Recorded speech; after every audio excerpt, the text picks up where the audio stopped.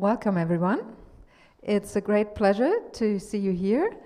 It's the very first event at the Goethe-Institut in Sydney since the lockdown in March. So we are really excited to have a live audience here today. Because of the COVID restrictions, we are only allowed to have a few people, but it feels really great. We have just discussing this on stage as well, to see some people, some real people, not just looking on screens. I also welcome people following us, following our live stream on YouTube and Facebook. So welcome. And if you want to join the discussion, please use the Twitter hashtag CreativeAI for the people who are watching the live stream, or leave your questions at the YouTube page if you're following there. Unfortunately, we will not be able to have questions from the floor here because of the restrictions, no roving microphones. That does not go well with COVID. But after the live streaming, we might have the possibility just to have some questions without the microphones. So thank you very much. My name is Sonja Grigorszewski. I'm the director of the Goethe-Institut here in Sydney, or in Australia. And the Goethe-Institut is the official German cultural organization worldwide. I would like to begin by acknowledging the traditional custodians of the land on which we meet today, the Gadigal people of the Eora Nation, and I pay my respect to the elders past, present, and emerging. Before I introduce our two wonderful guests, I would like to say a few words about our project. And first of all, the title Kulturtechniken 4.0 might sound a bit strange to non-German speaking people. So what does it mean? Kulturtechniken is a German term introduced in the 19th century, which literally translates to cultural techniques. Traditionally linked to the cultivation of land, nowadays the word is broadly used to describe human skills which enable communication, problem solving, and creativity. These include things like reading, writing, calculating, composing, making music, and drawing. These skills make cultural and social participation possible. And they've been developed over hundreds, sometimes thousands of years. They determine how we communicate with each other, how we express ourselves, and how we experience the world on a very personal level. Nowadays, the rapid development of artificial intelligence is having an increased influence on creative, cognitive, and manual skills that used to be the unique domain of humans. Algorithms which either imitate or manipulate our human capabilities are relevant to all of us. That's why I initiated this project almost 2 years ago. We started with an international symposium here at the Goethe-Institut called The Relevance of Culture in the Age of AI, and Toby was already on a panel for that one. That was in March 2019, and we went on to develop a website and a program around 5 aspects: language, music, art, film, and ethics. Our Kulturtechniken website already features some experts and ideas on these aspects, and we will explore all of them in detail in the upcoming events. Today we want to start with a more general introduction into the topic and look at the relationship between humans and AI. Where are we? Where do we want to go? What are the pitfalls, and why should we care? So this brings me to my two wonderful guests, Dr. Belinda Dunstan and Professor Toby Walsh. So I will start with Dr. Belinda Dunstan. She's an academic at the UNSW Faculty of Built Environment and a member of the UNSW Creative Robotics Lab. She is an artist, researcher, and lecturer in the space between art, technology, and ethics. Belinda has an honors degree in fine art, and her PhD and subsequent research specialized in the design of social robots. She is currently undertaking a Master of Laws in Human Rights and Policy. Belinda teaches computational design for architecture and human-machine interaction. And I have to mention that on weekends, Belinda is learning to fly a plane. So that's really fascinating. Now, on to Professor Toby Walsh. Toby is a dear friend of the Goethe-Institut and a great supporter and advisor for our project. He is a leading researcher in artificial intelligence and the author of several books, including 2062, The World That AI Made, which is here right in front of me, on the table in German and in English. So he is the Center Professor of Artificial Intelligence at the University of New South Wales and recently won the prestigious Australian Laureate Fellowship to fund research into understanding how to build AI systems that humans can trust.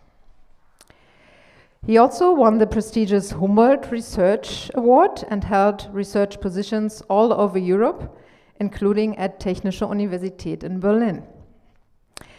Toby has played a leading role at the UN and elsewhere on the campaign to ban lethal autonomous weapons, aka killer robots. And I like to mention at this point that warfare is also some kind of a Kulturtechnik, even though a very unpleasant one. So now I would like to jump right into the discussion.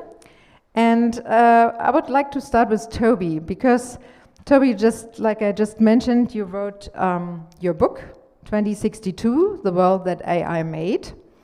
And you quote leading AI experts who predict that by 2062, we will have built machines as intelligent as us. But 3 days ago, you tweeted that it's getting tiresome. So many of the predictions I made for 2050 in my book have already come true. So where are we, and how would you define the current state of AI? That's a lovely question, and I didn't realize that everything I've ever tweeted will be held against me. Yes. So yeah, I should say that whilst I surveyed 300 of my colleagues, other people working in the field around the world, and they predicted that machines would be as smart as humans by 2062, there was a huge uncertainty in their answers. And so it's not going to happen on the 23rd of October in 2062. But most of them said it was going to happen in 50 or 60 years' time. Very few of them said it was going to take more than 100 or 200 years. But none of them were saying it was going to take just 10 years. There's still a huge distance we've got to go. I have a huge respect for the human brain, huge respect for human capabilities to do things. And we can build machines that do narrow tasks today very well. We can build a machine that plays chess better than any human, that can translate Mandarin into English better, quicker, perhaps even more accurately than a human can do it. But we have nothing that approaches the breadth of ability of a human, nothing that approaches the creativity of a human. So there's still a huge, great distance to go, and we don't know what we're missing. We don't know what we can build things that do narrow tasks. We don't know how to match all of those capabilities, and we still have a huge uncertainty. And that's why it's hard to say whether it's going to take 50 years. I don't think it's going to take many hundreds of years, and most of my colleagues didn't. 92% of them said, 8% of them said it might be never, but 92% of them said it would be within the next century. And I think that's an incredibly important and profound idea to take on board. If I told you that aliens were about to arrive from space, we'd received a message from deep space saying aliens were going to arrive given the distance between us and the nearest stars, it was going to take 40 or 50 years, I think then the world would be in shock. They would say there's this new intelligence is coming, the United Nations would have a crisis meeting, we would plan for the eventuality of what would happen when this new intelligence arrived on our planet. Well, that's what's going to happen in the next 50 or 100 years. A new intelligence is going to arrive on our planet with almost great certainty. And we should start thinking about, well, what should we be doing to take advantage of that? How is that going to change even our perception of ourselves? Because our intelligence is intimately connected with the place we put ourselves on the planet. Is that also why you prefer the term augmented intelligence instead of artificial intelligence? Because it's not... I would love that AI stops being artificial intelligence and becomes augmented intelligence. The name is AI. AI is not one that many of my colleagues particularly like. It's a name that has stuck. The field has got, so for better or for worse. Maybe we should stick with informatic and other terms. But I think there are a couple of good things about the name. One is that it tells you what we're trying to do. We're trying to make intelligence. Like the intelligence that we have in humans, but it might be rather artificial. It may be quite different to human intelligence. No reason that there's only one way to build things. Nature builds many things in different ways than humans build them. And certainly the intelligence we can build in machines today, the limited intelligence we can build in machines today, is a very different flavor to human intelligence. And I do hope that we're smart in how we get to use that artificial intelligence, and we use it to augment ourselves, to extend ourselves. And that's what we've done with all the other tools that we've ever invented in life. We use things, we go faster than humans can run, we fly higher than the birds, we do all these, we've used tools to extend what we can do. And here's a tool that hopefully we can extend what we do, we can get the tool to do all the dull things, and maybe we can even use it, I'm sure we'll come to this in a moment, to extend our creativity, to extend, to understand our intelligence in a deeper, more profound way. Yeah. So, Belinda, a lot of people think about robots when they talk about AI. From the Maschinenmensch in the film Metropolis from 1927 to Terminator. And the German expert Thomas Ramge writes in his book, Who is Afraid of AI?, that robots are perceived as enemies in Europe, servants in America, colleagues in China, and friends in Japan. So what role is culture playing in the design of technology, and how do AI and robotics shape cultures contemporarily? That's a great question. It's interesting that you began this with talking about the sort of interchangeability of robots and AI in people's minds, because I'm sure you experience that a lot, Toby. People hear that I'm in social robotics and want to ask me about AI and vice versa. So I think there's something nice about the embodied nature of robots, which seems like the touch point for us. And if we imagine this alien nation coming, we probably imagine that in a robot body. It's often how it's depicted in the media, at least. So what we know, in 2016, I co-edited a book called Cultural Robotics, and we saw just wonderful projects of cultural robotics from all over the world. At the moment, I think predominantly we see robots being influenced by our culture, but increasingly I think we'll see our culture being influenced by robots. So there's this lovely sort of symbiotic nature between those two elements. What we know between all of the countries that you mentioned is those countries, and even within those countries, different socioeconomic groups, age brackets, and even individuals have what we call a technology acceptance level. And that is how open they are to new technology, how they respond to technologies. And I was working in Japan 2 years ago, and it's absolutely the case that they are friends there. And then when I speak to people in rural New South Wales about robots, they don't want to know about it, and they're terrified of them. So there's so many things that have influenced that, whether that be in Japan is certainly the case. There's been sort of political and financial incentives to develop technology, and that's been promoted in the media and promoted through fiction and promoted through even manga. There's so many avenues that Japan was very deliberate in communicating that technology and robots are going to be something that is positive for Japan, positive for Japan's position in the global community. So, and we haven't necessarily received the same message here in Australia, but I think increasingly we will. So that is on the side of how robots are perceived in different cultures, potentially. We also see robots as cultural actors. So we see robots who are playing in bands, we see robots who are producing art, we see robots even writing terrible poetry online. But what I find really interesting is to think about what kind of cultural trends are being entrenched in robotics and entrenched in AI, and that's probably something we've got to keep an eye out for quite early in the game. So, for example, of all the humanoid robots that have been produced, almost every single one of the male robots produced is a professor, almost every single one of the female robots produced is a secretary. And these are quite old gender normativity type ideas being embedded in very new cutting edge technology. Furthermore, I had an interesting discussion with a wonderful Lebanese woman last week, and she was telling me that her children were raised with her and her husband's accents, but now when they try to speak to Siri or they try to speak to Google, their Google Home doesn't understand them. So they've practiced their Anglo-American accent to speak to Google, and Google now responds to them.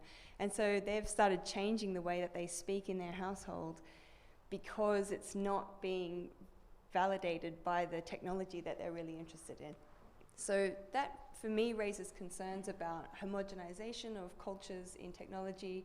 I have a lot of concerns about the gender culture being embedded in technology. So with all of these things, I think that diversity in the development of technology and in the testing of technology is really important.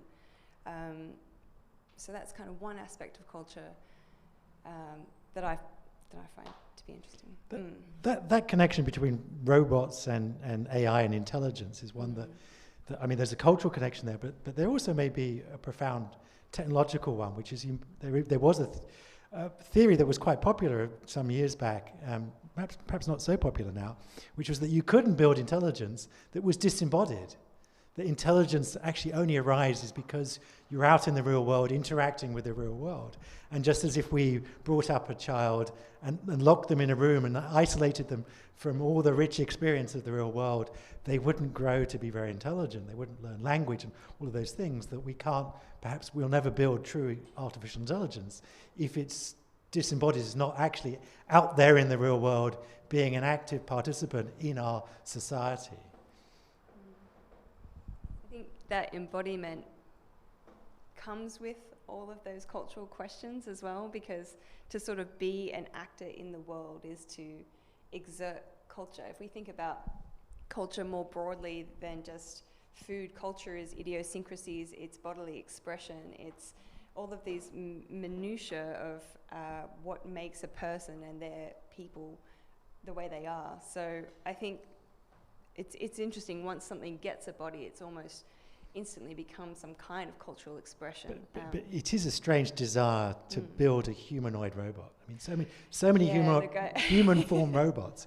And from an engineering perspective, it's incredibly difficult. Just awful. To make a robot that walks is incredibly challenging. We took many, many years to achieve that. And it's much better to have wheels. And there are very few settings where you actually really need a humanoid robot. There's only one setting I've ever heard that actually makes any sense at all, which is you're going to send a robot up into the International Space Station, and it's got a substitute for where humans used to do things. Then putting it in the same shape and form as humans makes some sense. But apart from that, you ought to put things on wheels and do all the things that make engineering sense. You shouldn't make them look like humans, and then all the possible confusion and all the cultural baggage that comes with being in a human shape. I think it's really interesting, Toby, that you mentioned that we imagine this intelligence to be like human intelligence, but you mentioned that it could be some other kind of intelligence. It could be something in nature or something entirely different again, and perhaps we don't have a concept of that. And I think what we're seeing in social robotics is a movement away from humanoid robots. I mean, we've discovered that they're just terrible versions of humans who can't climb stairs. So I think we're consciously moving away from humanoid forms or zoomorphic forms that look like animals, because we realize they're just a terrible version of that thing. And actually it's far better to design a robot that maybe can communicate in a human-like way but doesn't look like us or need to attend to the same functions as a human. So I think there are interesting questions that people pose about AI and about robotics, where they just imagine the current set of circumstances far into the future, but I think it will actually look quite different than what we're... And we should just stop naming them after women as well. We should. The fact that all our smart speakers are women's voices waiting to do your bidding and answers is just such a profoundly... Thank you so much, Siri. And there's no reason why. I mean, it goes back, as far as you can tell, it goes back to the first satellite navigation systems, where there was a little study that showed that men took instructions from women better in the car than women. Not clear that that's actually even true, but that now has polluted all of our interactions with smart speakers. And the message that sends to, for example, my young daughter, that women are always waiting. And there's no reason. We should name them after, inanimate objects, alpha or omega, or things that don't come with those connotations, and they don't need to sound like humans. We can give them, or certainly sexed humans, we can give them voices which are neither male nor female. There's no reason we should do that, and it just perpetuates stereotypes as far as I can see. Couldn't agree more, Toby. Yes, and I have to agree as well, because I just finished my AI strategy course at MIT. And I was really surprised that, because you think that people would be really innovative, because this is such a new field and there's so much potential, but a lot of the projects really, they try to imitate things, or they just work with the same stereotypes and so on. And they really love their automated cars. We will talk about that later. So it's like cars is also not so brand new. I mean, you could invent something new as well. So yeah, we could definitely agree on that one. So, Toby, I will quote you again, but not from Twitter this time. This is why I don't have Twitter. In the interview on our website, you mentioned it is a golden age for philosophy, because artificial intelligence forces us to rethink and to very deeply analyze our behavior. For example, we need to set very specific ethical standards. Nobody asked me when I did my driver's license test which person I would rather kill in an accident. I mean, would I avoid the child playing on the road and rather risk killing the adult on the other side of the street, or myself? So nobody asked me. Until now, we trusted people to make these decisions. Not so much with automated cars or automated weapons. Your research is about AI systems that humans can trust. So how do we deal with these ethical issues? I think these are really important conversations. And whilst there are technical issues that we can address, people like myself who work in the field can look at some of the technical aspects of this. Trust is a multifaceted, multi-dimensional thing. It's not just there's a social dimension to it. We need to involve philosophers and political scientists and anthropologists, and then we need to involve the public, because at the end of the day, it's about, well, what sort of world, society do you want it to be? And why, you know, I can justify why did I say it's going to be a golden age. I mean, the problem is that computers are very literal devices. They do exactly and only what we program them to do. And anyone who's programmed computers know how frustratingly perverse they are in doing to the letter what you told them to do. And so when we program computers, we have to tell them exactly how they're going to behave in these circumstances, circumstances that we haven't necessarily prescribed in the past.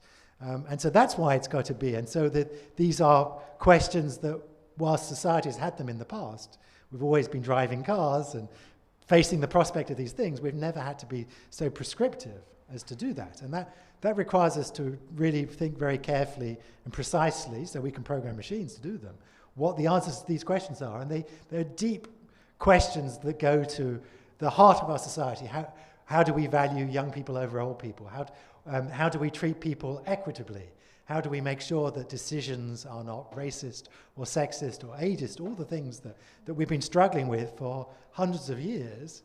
And unfortunately now, if we're going to program computers that are given responsibility to make some of these decisions, we're going to have to be very... So there are some technical ways of addressing these issues, but it's not just a technical problem. It goes to the core of what sort of society is it we want it to be, and what are the values that we want our machines to reflect, the values that we have in our society. So these are incredibly difficult conversations, and ones that we really need to engage everyone, which is why it's wonderful to see events like this, where we prompt people to think about these questions, to say, well, what sort of world is it we want to be in? And I think if there's anything that's good that's come out of 2020, it's the realization amongst all of these difficult times that we do get to decide what sort of society it is. We do get to change the sort of world it is. We make important choices that reflect back at the world that we get. And we're going to see that in a profound way with artificial intelligence more and more as it enters our lives. So Belinda, what do you think about these ethical concerns? I know that you're also working on that a lot. So what are your experiences? Yeah, I just find that fascinating. Something that came to mind when you were speaking, Toby, is that often people try to apply the current ethical standards that we have in relation to very new situations. But the nature of ethics is that it is constantly changing. It must be by definition. And I've got this wonderful book actually right here. It's called The Machine Question. It's by David Gunkel. And if this is a type of thing you're interested in, it's a fantastic book. In this book, David Gunkel's written a follow-on from a book that was written 50 years earlier called The Animal Question. And in that book, they asked all of the ethical questions that we now just really take for granted around animals. Even as I was growing up, the concept of respecting that a chicken would need spare space to roam around in, or that might be a nice idea, really wasn't a thing. The rights and ethics that we apply to animals now really weren't the case even 50 years ago. The way that we treat dogs and treat pets, and how we tie them up and how we maneuver them, how we export livestock, has changed entirely. And we've actually had to develop a whole new kind of ethical sphere of thinking around this that just didn't exist before. Because if we applied existent ethics to animals at that point, nothing much changes. So I think we struggle to understand or to think about how we might make these ethical decisions around cars and trolley problems and who we run over, but actually part of that process will be developing a whole new kind of field of ethical thought around how those cars will behave. But similarly, how we treat robots and how robots treat us. And in this book, Gunkel argues that for animals, we decided that we couldn't know for sure that they were sentient. We couldn't know for sure that they feel things, that they imagine things, that they are hurt by things, but they indicate to us that they are. They perform sentience. They make sounds, and their body language all indicates to us that they are thinking and feeling. And so similarly, perhaps if we create robots that perform sentience, that indicate emotions or express feelings, not even for the robot's sake, but for our sake, it would be quite important that we treat those with dignity, that we treat them with respect. At the moment, there's many, many cases of robots being bashed down, or hitchhiking robots just being obliterated to pieces, and it's kind of becomes this funny clickbait in the media, but we teach children not to stomp on plants and not to break their toys, not because for the toy's sake, because it's ethically important for them. So I think there's a lot of interesting things to think about in the future of robotics as well. And as AI gets more and more intelligent, they begin to imitate or kind of convey a sense of sentience to us, how that will impact our engagement with them, and our behaviour towards them, not only their behaviour towards us or who becomes responsible when a car goes off the road, but also accountability of humans and how we interact with robots as well. You've put your finger, though, on, I think, one of the most profound questions of this century, which is that will the machines ever become sentient? Could they be intelligent but not sentient? What happens in 2062, Toby? I think, well, from a scientific perspective, I think we have no idea at the moment. I mean, the consciousness, our awareness of being alive is the most profound part of our existence. Where when you wake up in the morning, you open your eyes and you experience the world, and yet, from a scientific perspective, I cannot tell you what that is. Why is it that you feel you're you and you're experiencing life? And what is it? Was that something that we could ever engineer into machines or not? We have really so limited understanding of what that is, and therefore how we could ever build that, and whether machines would ever have it. And as you say, as soon as if machines were to have it, then of course we would immediately start giving them rights, because everything else that has sentience, we've given rights. And all animals that we believe have consciousness and awareness and can suffer pain, we give them rights. And rightly so. I think we don't like to see things suffering. It really hurts us to see that happen. So. I do really enjoy the argument, though, whether they are sentient or not. Is the performance enough to garner some expression of ethical consideration? I think that's, for me, I think that's a little brain twister that sits in my mind, and I think it's a good thing to think about, at least. Next time you're boiling a lobster, then there's always that moment where people say, well, it's an invertebrate, it doesn't have a sophisticated nervous system, it's not experiencing pain, and you still think, I'm not sure I can justify boiling the lobster. No, I'm not into boiling lobsters. No. I have to say, when I wrote this section of my book about octopus, because octopus is probably the smartest invertebrate. It has an incredibly amazing brain. It is the closest thing, I think, probably on the planet to alien intelligence. Its intelligence evolved completely separately to ours. They're very smart. They use tools. It's often a measure of intelligence. They're famous escapologists. They recognize people's faces. They indulge in sophisticated social play with each other. They can hunt in packs. By many measures, they're incredibly smart. They're the only invertebrate protected by European law against experimentation. All mammals, but none of the invertebrates except the octopus family are protected because they're believed to be so intelligent. But I must admit, after I'd done all the research about octopuses, I thought, that's it. I cannot justify ever again eating an octopus.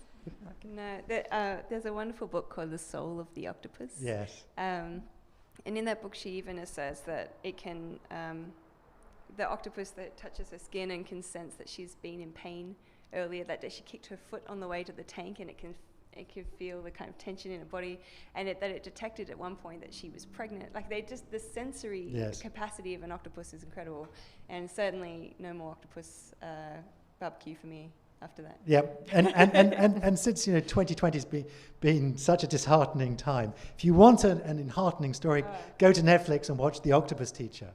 It's a fantastic feel-good movie. If you're not into octopus yet, documentary. You will be. Yeah. Yes, and it really does. It really does show to you that there is other types of intelligence out there, and that's and how that connects back to AI is that AI may be another type of intelligence, just like the octopus is another type of intelligence that's going to perhaps tell us something about intelligence in general. I want to come back to what you mentioned earlier about that we need to get a lot of different people involved, like philosophers, people from the humanities, artists, and so on. And I would like to ask Belinda, because you are also an artist, and the discussion is, you are working in the field between art, technology, and ethics, and you are an artist, and so what can artists bring to the discussion, and why do you think that the inclusion of artists in this process of development is necessary or useful?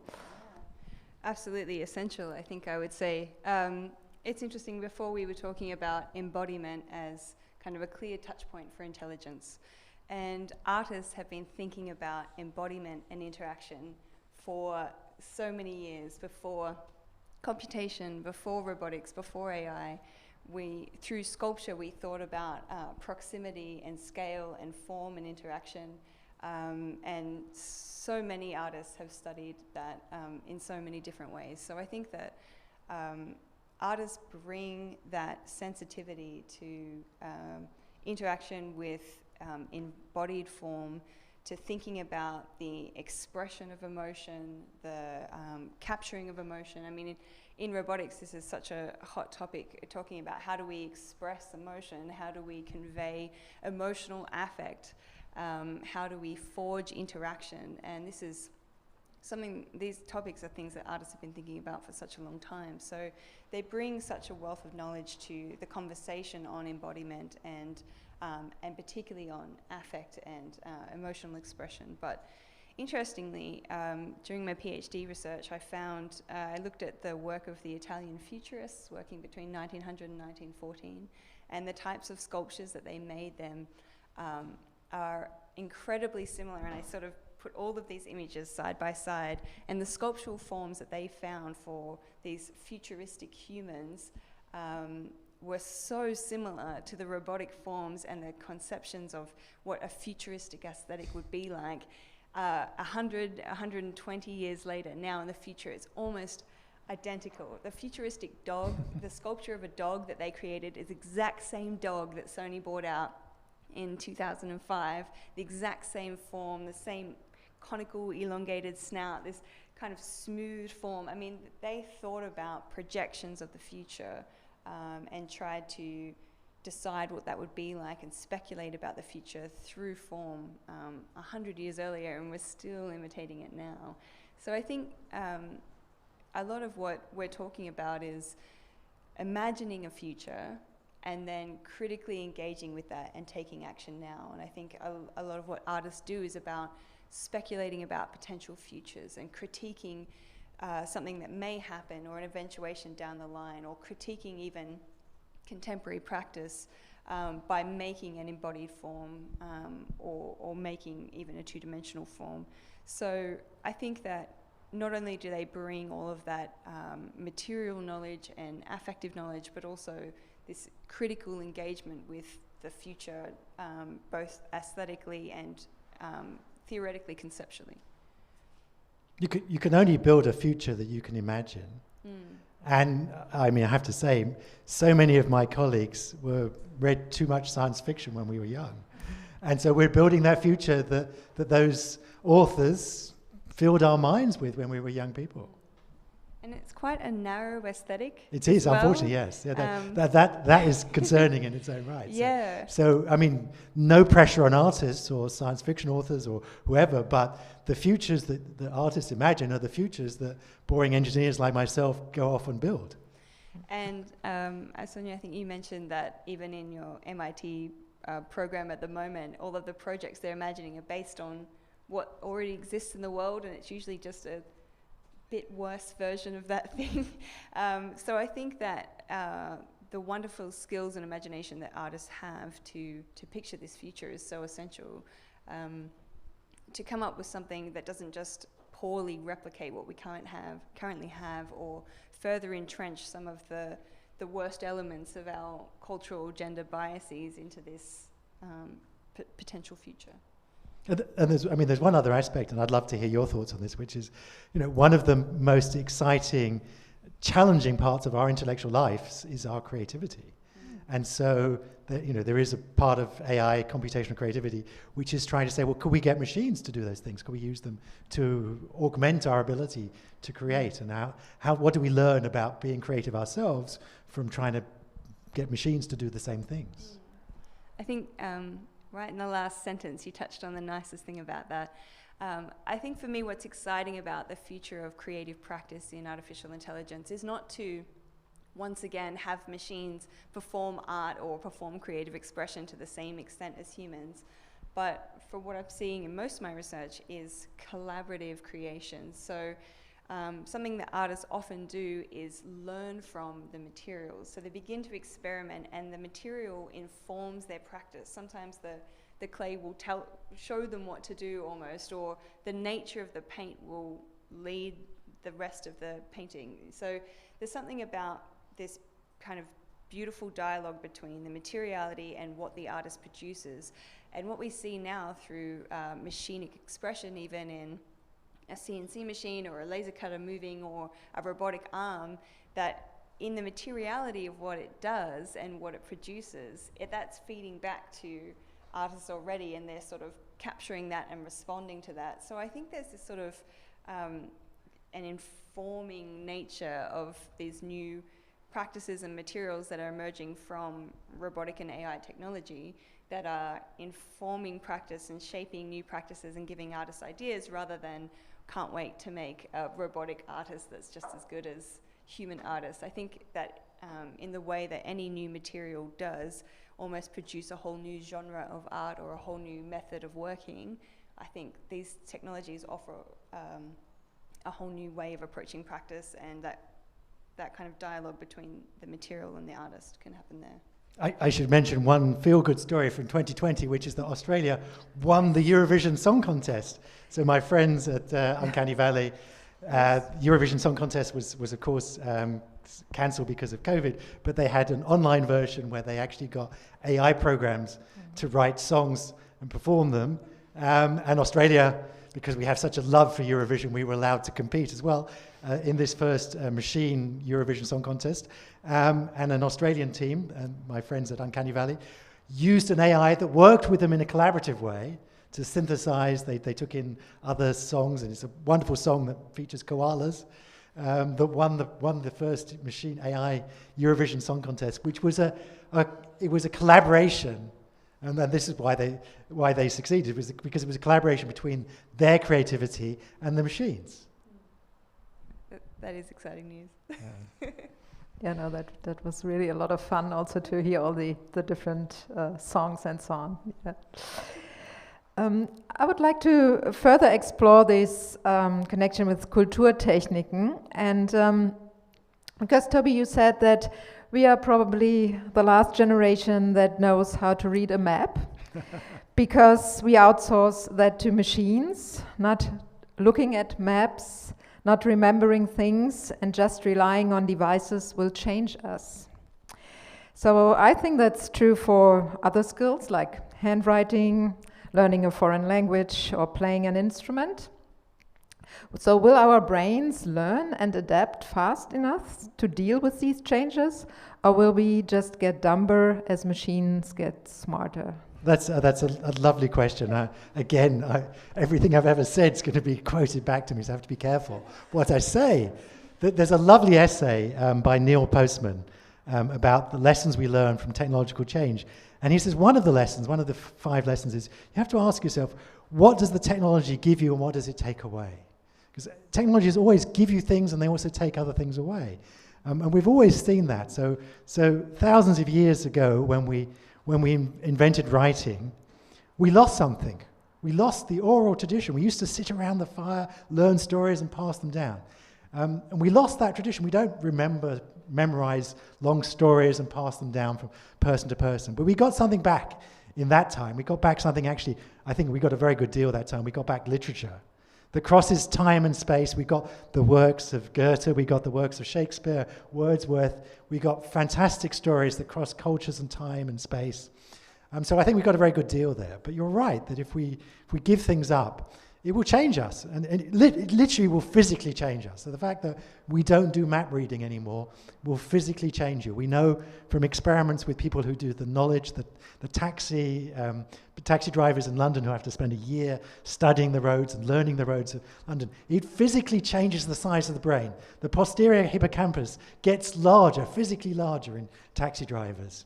And so if we're not using that part of our brain, other parts of our brain will be taking on tasks. So it will physically change us. And so we have to ask ourselves, what do we get back for what we're giving up? Is it better? Is it something better that we get back? Is it a deal like literature, that we got back something that was I think, a very good trade? But we will lose those abilities, and we'll get some other things in return. And so we should always ask those questions. What will we get back? So, would you like to add something? No? You? Sure. No, sure. Yep. I think people ask a similar question about robots taking jobs, and robots entering the job market and taking jobs. And I read this wonderful article that heralded the doom of society that the loom would introduce in London. Once the loom was introduced, then so many workers would be out of their work, and that, you know, eventually it would lead to the destruction of the economy. And I think for a long time people have speculated about one particular technology replacing another job. And we have to ask, I think in the same token, what do we get back? For robotics, I can say, my mum, when I was young, she was a physiotherapist, and she would constantly see people who worked in factories. And I remember she saw this one woman who was working in a factory in an abattoir, and her only job was to pick up the chicken, break its neck, and hang it on the hook. And she just did this movement over and over and over again. And not only is that a soul-sucking thing to do day to day, but humans are not designed to do highly repetitive physical tasks over and over again. With the demands of kind of current society, economic and manufacturing demands, the roles that humans play in that, their bodies can't physically do it. We're not designed to do that type of thing. So, and she would constantly see people who just had to drop out of work because their bodies shut down. So for robots to replace that kind of mechanized labor, if that's the demand of the market we have, that's not such a bad thing. There are other jobs that perhaps we need to be very conscious of retraining and repositioning people so that there's not whole cohorts that are taken out of work. But I did want to read one really interesting tiny little bit here. This is another book that I love called Zeros and Ones by Sadie Plant, and it maps the relationships of the introduction of automation and women. And it just has this one little bit here. Since the Industrial Revolution, with every subsequent phase of technological change, it has been the case that the more sophisticated the machines, the more female the workforce becomes. Automation has been accompanied by what is often referred to as the feminization of the workforce ever since the first automatic machines were operated by the first female workers.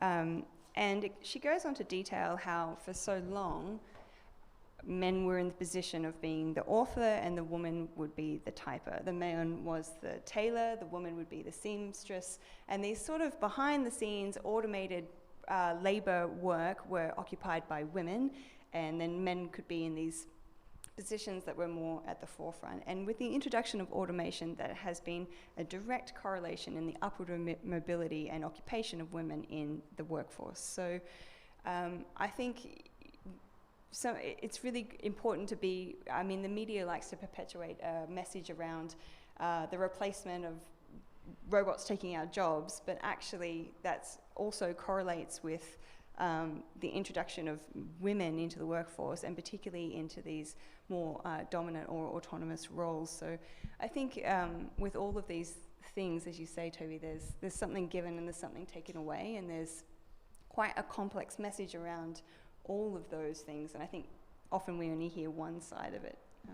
Well, in fact, if you look at some of the demographic changes, actually one of the real challenges is underperforming boys. It's, you know, women are naturally smarter, and it's, you know, the part of the demographic that's going to be most at risk, most left behind are young males, for example, males under the age of 30 who don't lack a college degree are, for example, in the United States, the demographic that is most at risk of never having a job. And I think that's particularly because a lot of the jobs that required physical Yes. labour are being replaced by machines. So just being conscious of that in the way we approach education from quite a young age, I think is going to be extremely important in the future. And there's one other nice historical point. The first computers were women. Yes, that's right. People who did computation. Yes. Now we still have computers that are women. Yes.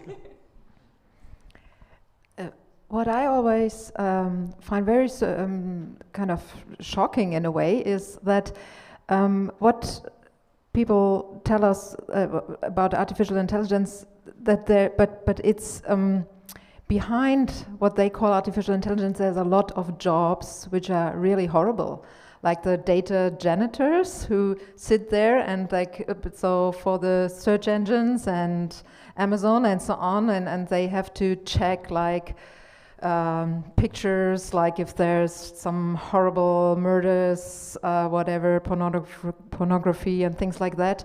So we have jobs, really stupid jobs. So it's not, a lot of people tell us, oh, there will be these wonderful new jobs because we don't have to do these dumb, very repetitive things. But there are also a lot of jobs already right now where people have to support artificial intelligence with very stupid things to work for the machine in a way. So I mean, we definitely should be very aware of that. Yeah. There are lots of harms happening behind the scenes. We have to worry about the carbon footprint of all of this stuff as well. But at least we can be optimistic in the long term. I mean, we need to deal with the people whose lives are being impacted by these terrible repetitive jobs that we don't necessarily see behind the scenes, the harms that are being done to the mental harms that are being done to these people. But in the long term, of course, we will be able to build AI that does that filtering, that so that humans, we should never get humans to look at some of those things because it is going to be harmful. And that's the absolutely perfect job when we can get machines to do it well enough that we can actually remove humans from the loop. I have another a bit similar questions, which is a bit more focused on the arts again. Because the musician Matt Bellamy said in an interview, in the long term, artificial intelligence and automation are going to be taking over so much of what gives humans a feeling of purpose. So what's your take on that? Look, I fundamentally disagree with that. I'm not going to speculate about what gives humans a feeling of purpose because that's such a diverse spectrum depending on who you are. But I'll give you an example of what I think. So a wonderful social robot that's been introduced into the medical system, particularly in Japan, is a robot that lifts patients and carries them from one room to another or from their bedroom to a treatment facility. And for so long, the nurses who were in that role and had to pick up a patient and put them onto a bed or pick them up and carry them somewhere else were getting strain injuries in their back and being injured at work. And not being able to do what they do best because they had this job to complete. And now that they've got this one, it's really goofy looking robot that lifts up the patients and puts them into the chair or into a bed, the nurse can just be there and hold the hand of the patient and just have a discussion with them and just say, it's all right, we're just going to take you over here and you're going to get some treatment. And just do the human part, do the nurse part, which they previously lost from their job because they were focused on doing this terrible, hard physical task. So what I see in the future of the relationship between robots and humans or AI and humans is that potentially they allow us to return to the part that we find most meaningful and the things that we find meaningful. I mean, certainly they will do things that we find meaningful. Maybe they will have relationships with other humans. Maybe they will be creative. Maybe they will record new experiences and build memories for themselves. Who knows? I'm not a futurist in the same way that Toby is, but even if they do that, that doesn't then mean that they will take any of those things from us. I mean, as we've established, robots are fantastic at mathematics and terrible at climbing stairs. I think all the things that we find meaningful are to do with relationships and creativity and connection and the things that are most difficult for a machine to imitate to any degree. So I don't think that robots are going to take over everything that we find meaningful. What I see in my research is that they allow us to return to the parts and the things that we find meaningful. I agree 100%. All of those things, our relationships, our families, all the stuff that we do in our community, the things that we create, the art we make, none of that's going to go away when we've got machines. Mm-hmm. Maybe the machines can do the dull bits of that and free up the time for us, make the cost of living go down so that we don't have to. I mean, the sad thing is, for the last 100 years, how precarious most of our lives have been, that we've had to define our meaning through our work. And if we can make life less precarious, we can go back to having more meaningful lives. And certainly the evidence is, there's been a few trials of universal basic income in California, in Scandinavian countries, in Canada, and the evidence there is always very positive. It's the people find lots of meaning in their lives. They don't need, I always remind people, work is the only truly obscene four-letter word. Yeah, I think we get used to thinking about work being an incredibly meaningful thing, and some of that might be internalized capitalism, and some of that might be, from a very young age, it's like, what is your dream job? Oh yes, fantasize about labor from age 6. I think, there's there is more to the human experience, and for me, I find my work enormously fulfilling, but it's not the day in, day out labor, it's the connections that I make with students, it's the conversations that I have with people, and the creativity that we generate together. So, no, I don't think. But it's great. I mean, that's the derivative I see on our society today. I mean, you ask millennials about what they want to do, and it's not, they don't want to go and work for some big bank or, some large company. They want to do something meaningful. And they'll take a pay cut, or they'll go and work in the voluntary sector to do something meaningful with their lives. Yes, I would agree on my more optimistic days. But if I'm attending these AI discussions on business panels and within the business world, I see just people trying to cut whatever is possible and to make money out of everything. So would they really be willing to pay the nurse to hold hands and not say, oh, wonderful, we have this robot, we just can go ahead with that and we don't need the human part? So how can we make sure that, because that's a big shift that you are talking about, it's a social of society. You need a very different concept for society. That would be wonderful. I love the idea. It's great, but how can we make sure that people will really do that and not just say, oh, wonderful, let's cut costs? Well, I mean, they were losing the human to taking time off work because they were injured earlier. So if they can have the human on board and the robot there, I think that's sustainable. But we actually have historical precedents for this. So every time there's been a big boom in technology, it gets followed by something like the Enlightenment, when people are freed up from the drudgery of running from animals and developing, finding food and building shelter day by day. They actually have the space to explore philosophical thought and create art and engage in literature. So we do actually have this pattern throughout history where there is a big boom in technology of replacing daily labors and freeing up time for kind of potentially higher order human activity. So I am, just looking historically, I am optimistic about that, even though potentially in the short time. There's another great historical precedent, which is when there's been a big shock to the planet, whether that be a World War or a Great Depression or the Black Plague or something like that. We have stood back and actually changed this way we run our society. And this is about, and I think that's one of the, again, positive thing to come out of 2020, is we are prepared to pay people to stay at home. It's called JobKeeper in Australia. I can't remember what it's called in Germany, but tell me the German word. Kurzarbeit. Thank you. So many cultures have worked out that things that were unimaginable from economic perspectives before are now commonplace. Every country has their own version of it, that we're prepared not to sacrifice people against this disease, terrible disease, and we're prepared to pay them to stay at home to keep them safe. And those, and here we have a technology that can help us advance out of this. And so it is about us making these interesting choices and saying, well, are we going to go down more a Scandinavian route, of a welfare state where we support people to do these things? It's interesting, for a moment the Australian government found a way to support women in childcare for free. Yes. And they've since removed that, but for a moment there, they found a way to do it. No. Very happy that we are about to close the discussion on a more positive note. So I mean, because there's so much evidence. The most greatest return you can get on your investment is in early education, and no nation can spend dollars more wisely than doing that. So hopefully we'll all end up in societies where that is recognized. So I have a very last question for the two of you with a brief answer, because we are almost out of time. So what do you see happening in the near future within the human AI or robotics relationship? And does that differ from the media's message about the technology? Because there's so much in the papers about these things. Yeah. I think I touched on this before. I think the media, with everything, enjoys an alarmist rhetoric about doom and gloom, and particularly so with robotics. You know, the robots are coming, they're taking our jobs, they're going to murder everybody.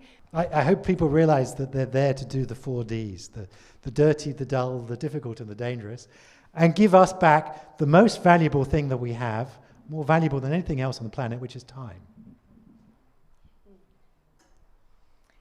Okay, so thank you very much. We have time for 2 more questions, which were actually which we got on Twitter. So, Florian Hammerbacher asked or says that sounds good in theory. Aren't Kulturtechniken usually taught by professionals or teachers? Who is going to teach us those new Kulturtechniken 4.0? And who is defining a new curriculum for teaching? There was a lot of German in that. Yeah, it's always this Kulturtechniken, this term I mentioned before. So these cultural skills. So the traditional ones like writing, reading were taught in school by teachers. So who is now teaching the young people these new skills they need to know? Because the development is really going fast. Well, so, I mean, it's interesting. I have actually been working closely with the Department of Education here in New South Wales, trying to think about what should the curriculum look like for the 21st century. Yes. Because the head of the department says to me, well, he says, look, most of the kids entering my kindergarten, they're going to be spending most of their working lives, most of their lives in the second half of this century, using technologies that we have yet to invent. So how can we teach them for technologies that have yet to be invented? And many of the things I think that you need are very old-fashioned skills. I mean, obviously, you need to read so you can acquire new knowledge. You need to be able to write so that you can communicate. You need to be able to do maths so that the technical world around you is not magic. He asked me, he said, well, if there are only 4 things that we can put in the curriculum, what would they be, Toby? And I said, oh, well, that's easy. We'd have to teach them English or German. They have to have language. We'd have to teach them maths, because you have to understand the mathematics of the world to make some sense of science and technology. Then we've only got 2 more subjects left. I've got to do everything else with 2 more subjects. So then that's quite easy. The 3rd subject is philosophy. That will teach them all about living a good life, teach them about argument and debate. And so now I'm left with 1 subject to teach them everything else. And I said, that's dead easy as well. We teach them stand-up comedy. Okay. That will teach them about psychology, humor, hopefully they'll get a laugh, how to perform, everything, all, emotional skills, all the other things they need. And you would probably add the arts or art. No, I wouldn't. No, creativity. I wouldn't add any of those things. Okay. Look, I think the concept of teaching for a particular technology is moot. Yeah. The software that I would teach my students now, we don't even teach softwares anymore. We just offer them a suite and they can pick one. But the one that we would teach them that year is not even the one that industry is using by 3rd or 4th year in the same degree. So what we teach our students is design thinking, is how to be agile across different platforms, how to learn how to learn, how to find information, how to think critically about the information that they read online, how to engage intelligently with the technologies that they see. We teach soft skills to our students to navigate technologies because they're constantly turning over. So I'm quite excited because many of the skills that I learned at school aren't things that I use anymore. But if there were greater emphasis on developing soft skills, then perhaps those would be things that I would still apply in my career today. But as to who would teach these things, I'm one of those people. I teach human-machine interaction and social robotics, both courses that didn't exist when I began my career at university, and certainly when I went to university. So I'm one of those people. And I hate to throw a political comment on it. That's why the government's reforms of the costing of higher education in this country is just so misguided.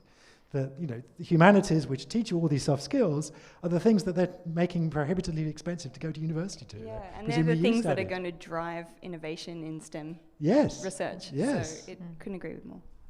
Good. And one final question. What does the panel think has been the most positive depiction of AI or a robot in a movie, book, work of art so far? Wall-E, for sure. Okay. But the problem is there's so many dystopian visions that end badly, mostly for humanity. There's one that many of my colleagues like, and the one that I like probably best of all, not that I have particularly like of many of the depictions, and that's the movie Her. Oh, yeah. Because that gets a couple of things right. One is that AI is the operating system of our computers and all of our devices, that we're going to be talking and speaking to some smart assistant, and it's going to learn about us, and we're going to develop quite perhaps intimate relationships with those. And then the second part that's interesting about that movie is it's all about our relationships with the machines and the interesting space that is going to become. I agree. I like the emphasis on the space between the humans and the technology rather than on the technology. But I do genuinely like Wall-E, because I think that most of the robots that I see are robots versus humans. But in Wall-E, even the basic robot and the new one, they work collectively with humans, and they end up generating a better lived environment for the people, and they remind them about what's important about the planet. And so it was encouraging for me to see. It starts with the planet being totally trashed by humanity. By humanity, yes, so it's not a very good start. Help them, Okay. So after the mistakes of humans. I mean, my most optimistic film about robots begins with Armageddon, but it's fine. It's fine. The robots are sweet in that one. Wonderful. So thank you very much. Thank you very much, Belinda. Thank you very much, Toby. And also a big thank you to our partner, UNSW. 3 different departments. That's also good that different departments are working together. We talked about that we need different disciplines. So we have built environment, art and design, and computer science and engineering. So that sounds like a very good mix. So thank you very much. And I also want to thank my project team here at the Goethe-Institut for the project. So Jochen Gutsch, who was also, there he is, typing away on Twitter and so on. Andre Leslie, who is here, our online editor. Barbara Gruber, one of our journalists working on the website. And then we have Gabriele Urban, Anja Wendt, and Kevin Nea, our wonderful intern who's helping out tonight. So a big thank you to everyone. And I would like to mention the next upcoming event in this series. It will happen again on a Friday at 6 p.m. on the 27th of November. And the topic will be music and artificial intelligence. So the robots have the last word. Yes. Okay. And our 2 guests will be Dr. Götz Richter, a musician and philosopher working at the University of Sydney's Conservatorium of Music, and Dr. Oliver Baun, an academic, creative artist and programmer and senior lecturer and co-director of the Interactive Media Lab, again at UNSW. So, and the talk will be moderated by my colleague Jochen Gutsch from our cultural department. And he's also an active musician himself, so he's very well prepared for that talk. I would like to end with a quote from the great scientist Stephen Hawking, who said, "AI is likely to be either the best or the worst thing happen to humanity." And so let's work together to make it a good one. Thank you very much. Thank you.